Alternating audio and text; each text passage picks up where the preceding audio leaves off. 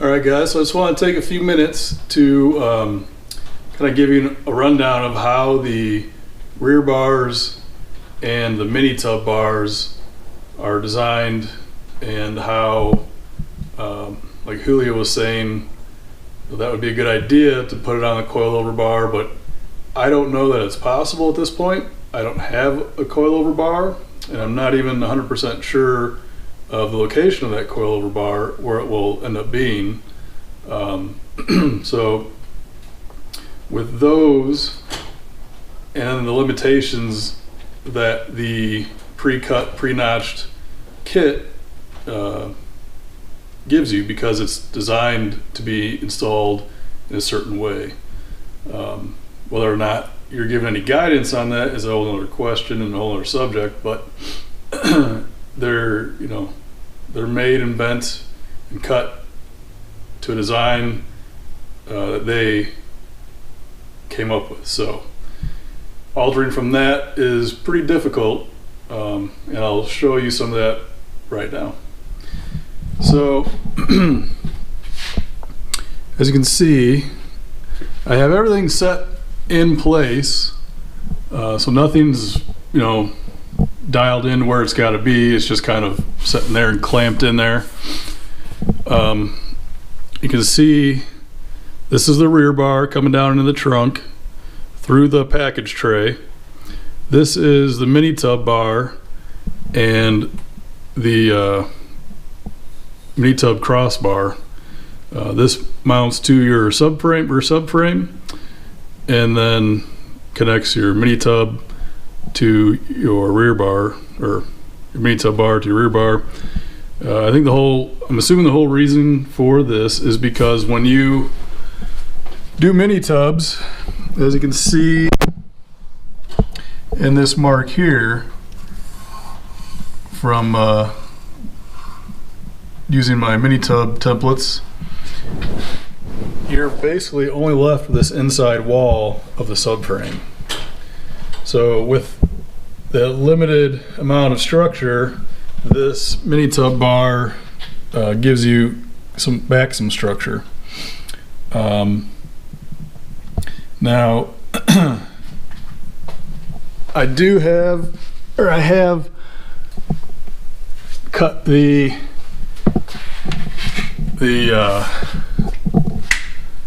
wheel well out of this, and I've got it set back in place because I filmed all this stuff a day or two ago, and I went to download it, and not all my video was on the SD card for some reason. So I've placed the wheel well back in just as kind of a reference. Now I hope it comes out.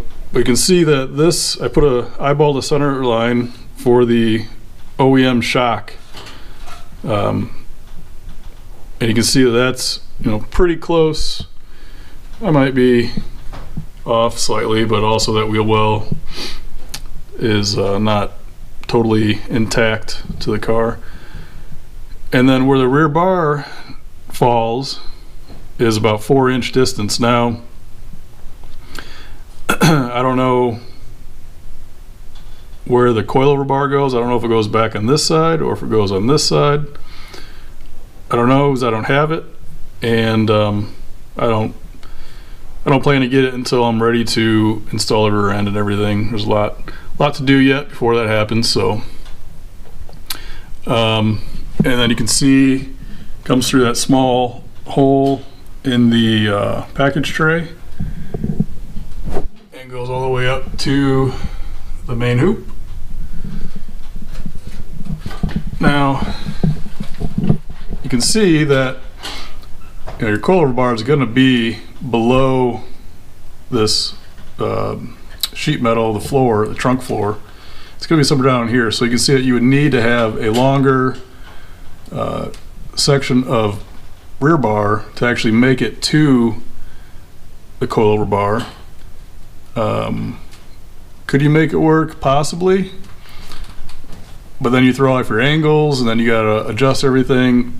The other thing is, with this kit, I ordered the triangulation bars for the rear, and what those are bars that go between.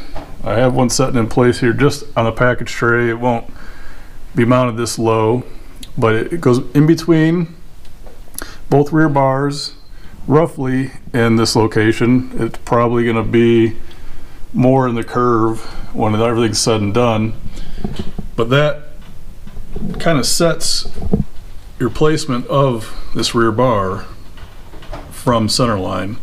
So you would need to really tweak your pre-notched connections. It makes a lot of hassle. The other part of the triangulation bar is going to go, I don't have it in here, but it'll go from roughly where that center triangulation bar connects, and then down to the door bar.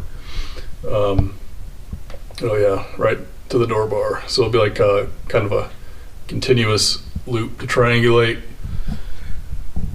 everything and kind of stiffen it up a little more.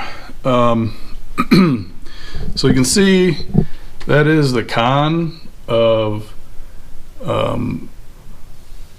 having a pre-cut, pre-notched kit, but the pro of it is that everything's bent and, you know, gets you started on actually having a cage.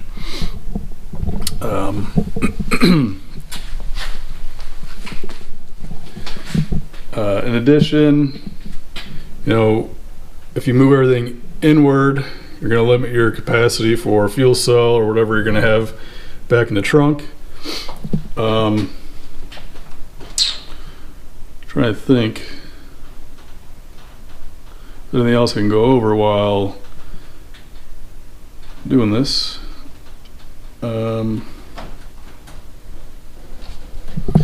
I guess in the end, while it's not impossible, it just is going to be a lot more headache. I mean, if you're going to do that, you darn well might as well just get new bars bent, and then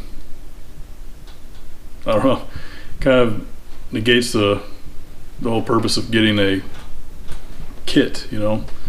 I mean, it's not anything that I see as a significant deterrent. I guess talk about, it's gonna be tough to see.